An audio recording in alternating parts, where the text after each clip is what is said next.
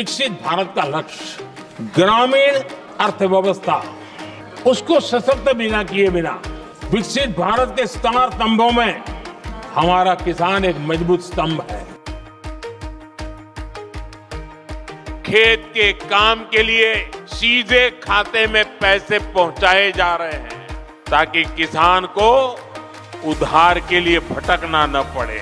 अब तक पीएम किसान सम्मान निधि के लगभग 4 लाख करोड़ रुपए किसानों के खाते में भेजे गए हैं। इसी साल किसानों की मदद के लिए 35,000 करोड़ रुपए की 2 योजनाएं, नई योजनाएं शुरू की है।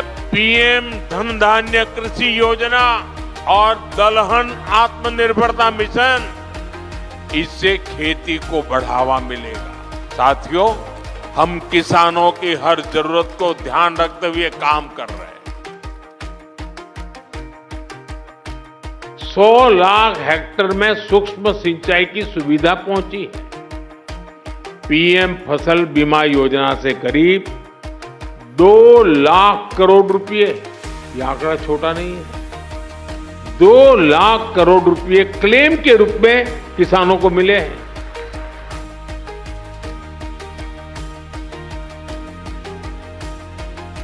आज एक किसान सॉइल हेल्थ कार्ड की मदद से ये जान सकता है कि उसे क्या उगाना है।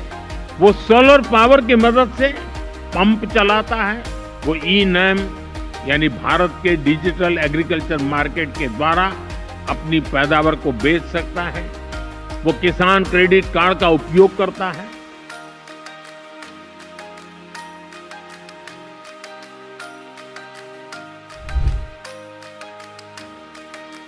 भारत मिलेट्स का दुनिया का सबसे बड़ा प्रोड्यूसर है, जिन्हें दुनिया सुपर फूड कहती है, और उसे हमने श्री अन्न की पहचान दी है। भारत के अलग अलग super foods global nutrition problem को एड्रेस करने में बड़ी भूमिका निभा सकते हैं। भारत अपने सुपर फूड की इस बास्केट को दुनिया के साथ साझा करना चाहता है। हमने नेशनल मिशन और नेचुरल फार्मिंग शुरू की। आज लाखों किसान इससे जुड़ चुके हैं। बीते कुछ सालों में देश में 10,000 किसान उत्पाद संघ एफपीओज बने हैं।